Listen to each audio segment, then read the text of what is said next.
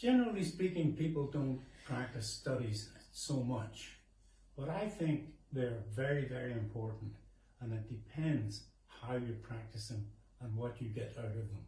You have to ask yourself, why am I practicing this study, and what is so special about it? So here we go. I'm going to play from the 15 Easy Exercises by Cuore'D'Artista, exercise number 1.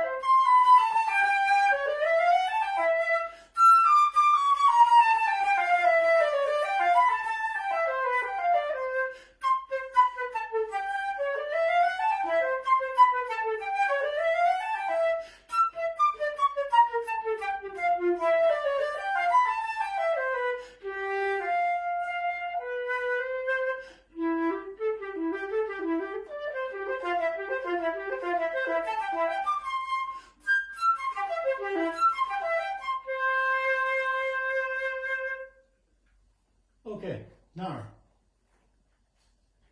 the reason I'm practicing this study is to have a look at this articulation, this one here.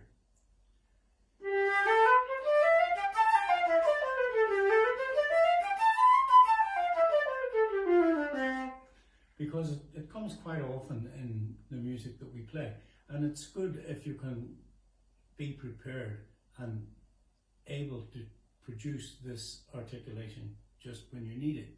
Now, the next thing that we have is this. The next articulation is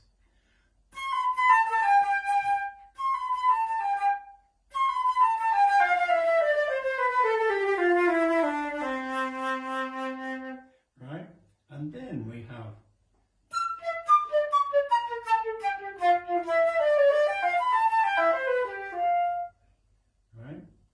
so there's 3 articulations which you could practice, and the octaves are very important too.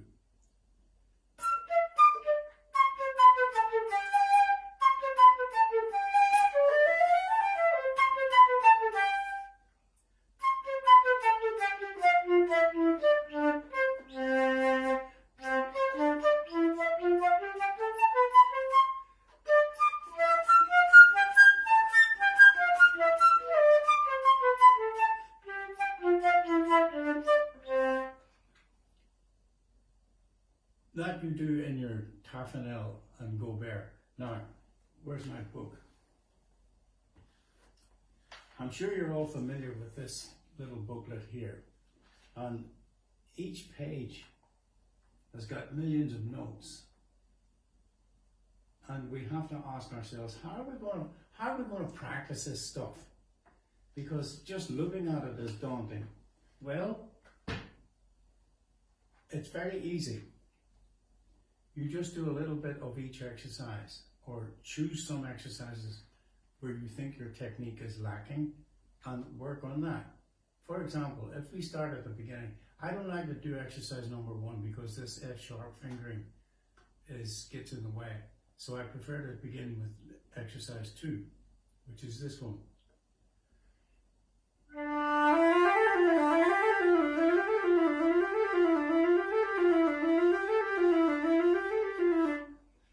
Now, if you can't get it even, you need to do something like this.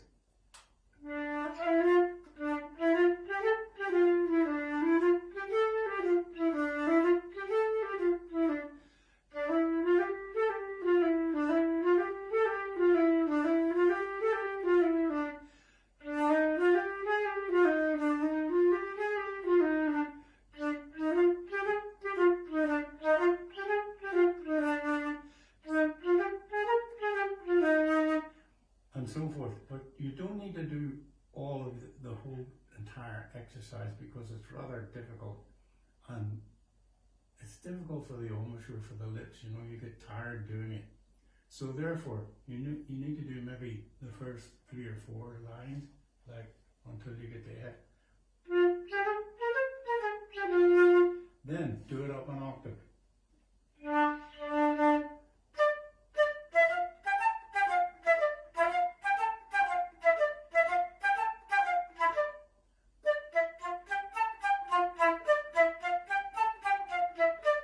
Why do we do this?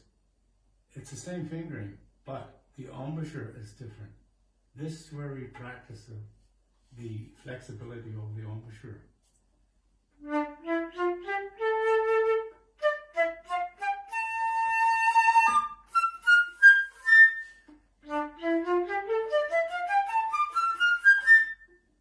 You see, there you have 3 different embouchures. One for the low register, one for the middle register, and one for the top. Now, as it goes down, as you play in the low register, it's very critical to get a good embouchure.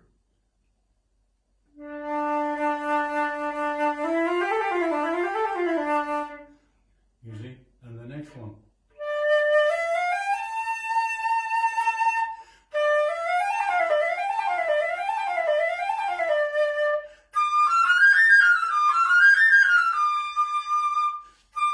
So that when you play in these registers, you do realize, you begin to realize and become aware of the fact that you need to change the embouchure for different registers. Look at this, for example. Here's what happens in the scale of F.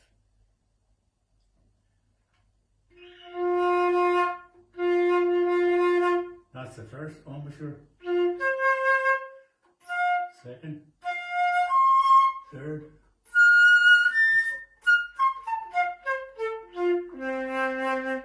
So that when you play your scale, you do something like this.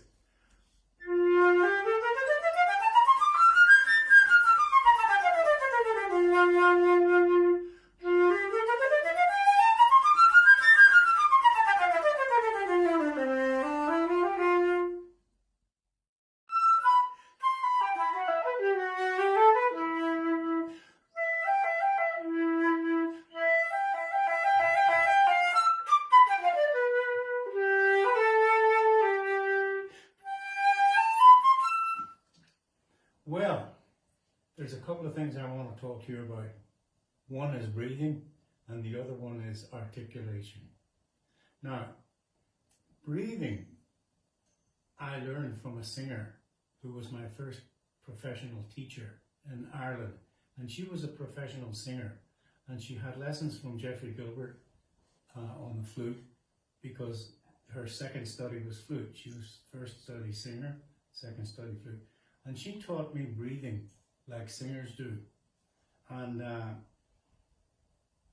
kept this more or less through all my life. Now and again I had a relapse into bad breathing, but I always came back to the good breathing, and I want to share it with you. The other thing is articulation. Not everything is short, so we don't want to play like this.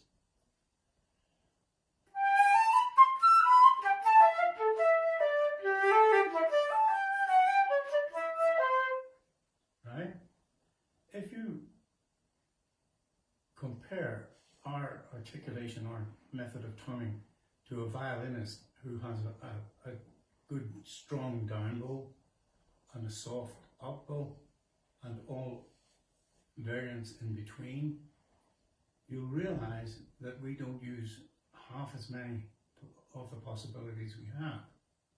But I want to talk to you about the breathing first. The breathing, you need to inflate your chest and your belly. You take a breath in, deep down. And then you're like this. I would advise you to look on the internet under breathing for singers, and you'll find some good breathing tips, how to do it. Because singers, when they breathe correctly, it gives them a good strong tone, and it also gives them an extra few notes at the top, which they will want. And the same applies to us. Okay, I would like to play for you a little study by Curler. It's one of the Opus 15 easy exercises, depending on how you want to play them, whether they're easy or not.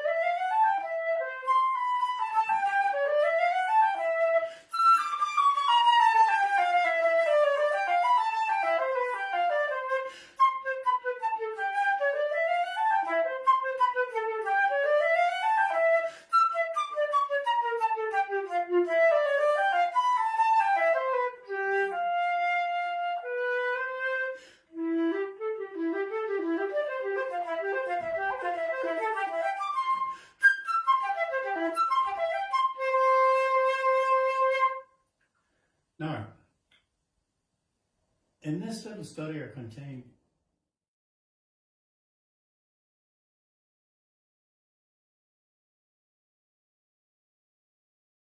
Now, there are two sorts of breaths. There's one you take at the beginning, which is a good breath. Big breath. You fill up your chest and your abdomen, everything. Take as much air in as you can in such a short time. And then you hold it. It's like this.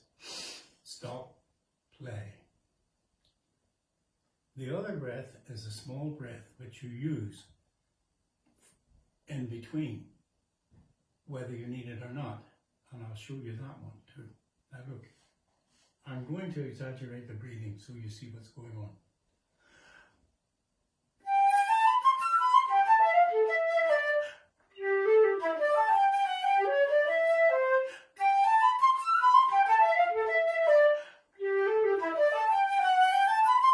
Now, here's the whole thing that you really want to do this.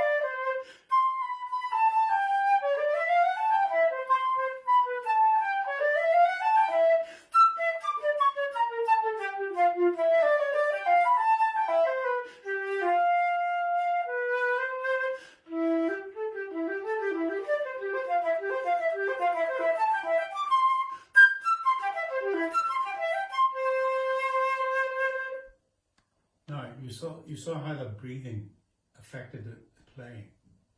The next thing is we don't want to use a sharp tongue on this exercise.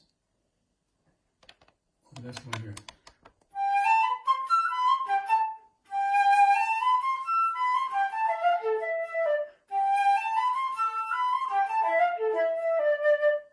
Then when you get to here,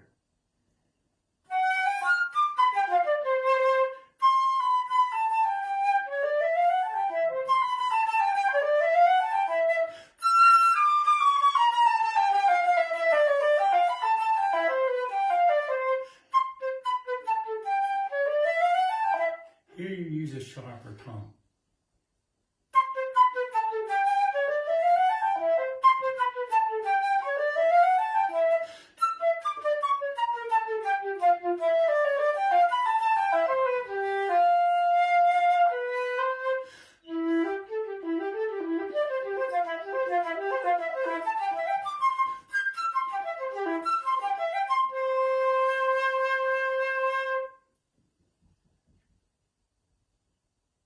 Now, the next question you have to ask yourself is, where do I practice these articulations? And the answer lies in this little book, which I'm sure you all have, which I had a minute ago. Ah, here it is. I'm sure you're all familiar with this thing, right? And look at all these notes. And the question you have to ask yourself is, how do I practice this tafanel and gober and to do all these articulations? Well, the answer is, don't play the whole complete page.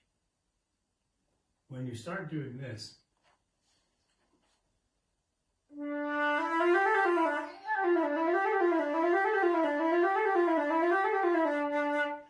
maybe just go to about G. Right? So, then you need to do it up an octave. First of all, you do down the octave.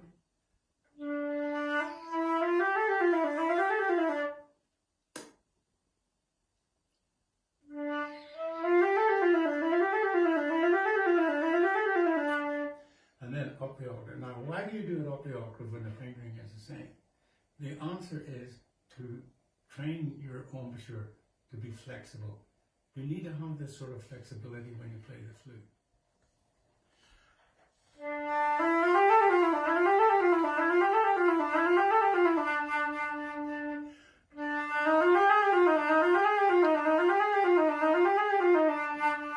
Now, when you play that an octave higher, you have to change your embouchure, of course.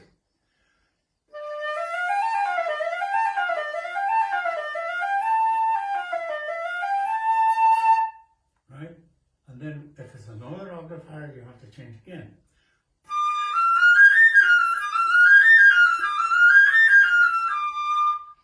So that means when you play a scale, you use these different embouchures for different registers.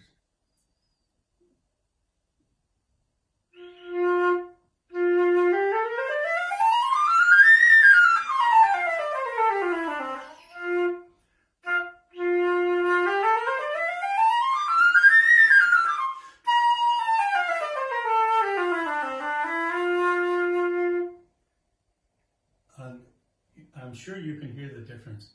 If I didn't change my embouchure to accommodate the notes or the octave, it would sound something like this.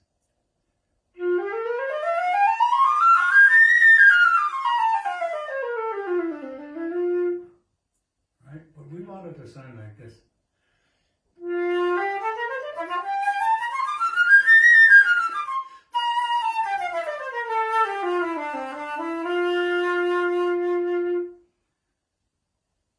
Now, that brings me to another point. When you practice long tones, try not to be so abstract when you do it.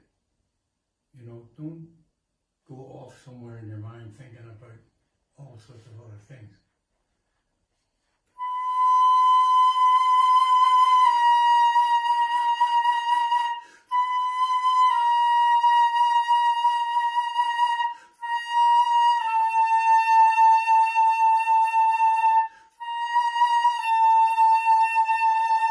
In fact, if you can manage to play a little piece of music like this,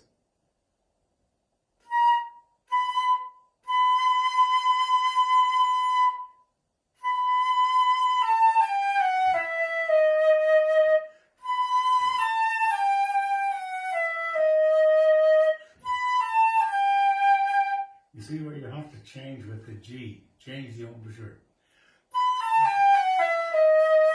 Now this B natural, you need to blow right down into the flute because it's going to be sharp if you don't.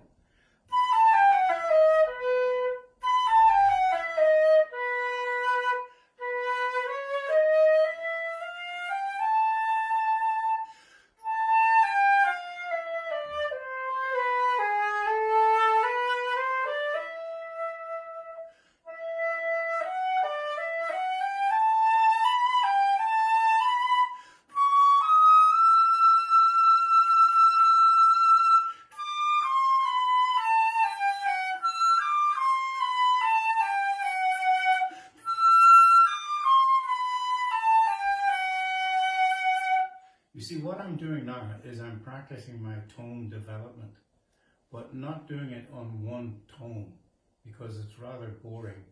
And when you practice boring, it's going to sound boring.